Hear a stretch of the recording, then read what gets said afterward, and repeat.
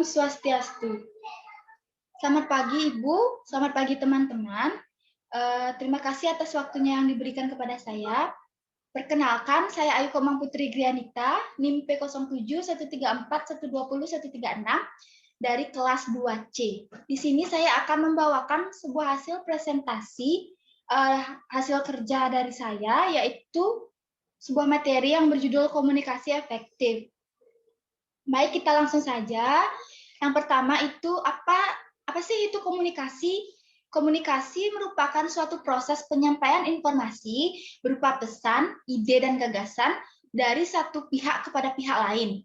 Pada umumnya komunikasi ini dilakukan secara lisan atau verbal yang dapat dimengerti oleh kedua belah pihak. Apabila tidak ada bahasa verbal yang dapat dimengerti oleh keduanya, komunikasi masih dapat dilakukan dengan menggunakan gerak-gerik badan, menunjukkan sikap tertentu, misalnya tersenyum, menggelengkan kepala, atau mengangkat bahu. Cara seperti ini disebut dengan komunikasi nonverbal. Lalu apa yang dimaksud dengan komunikasi efektif itu?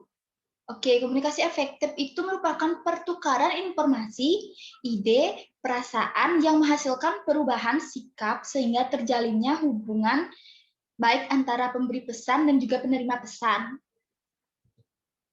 Lalu juga terdapat tujuan dari komunikasi efektif. Tujuannya itu yang pertama adalah memberikan kemudahan di dalam memahami pesan yang disampaikan antara pemberi informasi dan juga penerima informasi. Sehingga bahasa yang digunakan oleh pemberi informasi tersebut lebih jelas dan lengkap, serta dapat dimengerti dan dipahami dengan baik oleh penerima informasi atau komunikan. Lalu yang kedua itu ada agar pengiriman informasi dan umpan balik atau feedback dapat seimbang sehingga tidak terjadi monoton. Selain itu juga komunikasi efektif dapat melatih penggunaan bahasa nonverbal secara baik. Lalu juga terdapat fungsi dari komunikasi efektif. Yang pertama itu terdapat fungsi informasi, yaitu untuk memberitahukan sesuatu atau pesan kepada pihak tertentu dengan maksud agar komunikan dapat memahaminya. Lalu yang kedua ada fungsi ekspresi. Fungsi ekspresi itu merupakan sebagai wujud ungkapan perasaan atau pikiran komunikator atas apa yang dia pahami terhadap suatu hal atau permasalahan.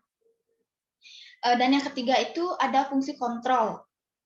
Fungsi kontrol ini untuk menghindari terjadinya sesuatu yang tidak diinginkan dengan memberi pesan berupa perintah, peringatan, dan juga penilaian dan lain sebagainya. Lalu yang keempat ada fungsi sosial. Fungsi sosial ini untuk keperluan rekreatif dan keakraban hubungan di antara komunikator dan juga komunikan. Dan yang terakhir ada fungsi ekonomi. Di fungsi ekonomi ini untuk keperluan transaksi, usaha, atau bisnis yang berkaitan dengan finansial, barang, dan juga jasa. Lalu ada juga hambatan-hambatan di dalam komunikasi efektif. Di dalam komunikasi itu pasti selalu juga ada hambatan yang dapat mengganggu kelancaran jalannya proses kita berkomunikasi. Misalnya, sehingga informasi dan gagasan yang disampaikan itu tidak dapat diterima dan tidak dapat dimengerti dengan jelas oleh penerima pesan atau receiver. Hambatan yang menyebabkan komunikasi tidak efektif itu ada yang pertama, status efek atau perbedaan status sosial antara komunikasi dan komunikator. Misalnya, karyawan harus tunduk dan patuh terhadap apapun yang dikatakan atasannya, sehingga karyawan tersebut takut untuk menyampaikan aspirasinya atau pendapatnya. Yang kedua ada systematic problems atau problem sistematik. Yang ini itu menyangkut bahasa yang digunakan komunikator dalam menyampaikan pesan.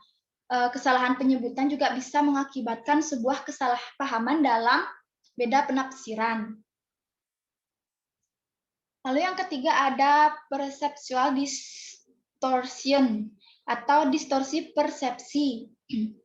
Ini disebabkan karena perbedaan cara pandang yang sempit pada diri sendiri dan juga perbedaan cara berpikir pada orang lain.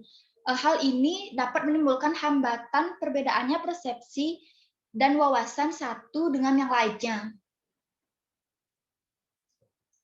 Yang keempat ada cultural differences atau perbedaan budaya.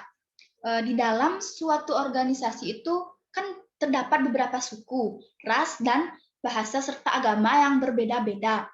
Sehingga ada beberapa penggunaan kata yang memiliki arti berbeda pada tiap suku tersebut. Yang kelima ada physical distraction atau gangguan fisik. Gangguan lingkungan fisik seperti suara riuh orang-orang, suara petir, suara hujan, dan suara cahaya yang kurang jelas itu juga merupakan hambatan yang dapat menyebabkan komunikasi tersebut tidak berjalan lancar atau tidak efektif. Lalu yang keenam, purchase of communication channels atau keterbatasan saluran komunikasi. Gangguan yang disebabkan pada media yang dipergunakan dalam melancarkan komunikasi tersebut, misalnya sambungan telepon yang terputus-putus, atau juga suara radio yang hilang tenggelam, atau juga gambar yang buram atau tidak terlalu jelas. Nah, lalu yang terakhir itu no feedback atau tidak adanya umpan balik atau tanggapan. Hambatan ini di mana pesan yang disampaikan sang pengirim tidak diberikan tanggapan. Misalnya, maka selanjutnya akan terjadilah komunikasi satu arah yang sia-sia atau yang tidak efektif. Baik, sekian materi yang saya paparkan pada hari ini. Jika ada salah atau salah-salah kata, mohon dimaafkan. Saya sekian dan terima kasih. Saya tutup dengan para Santi. Om Santi Santi.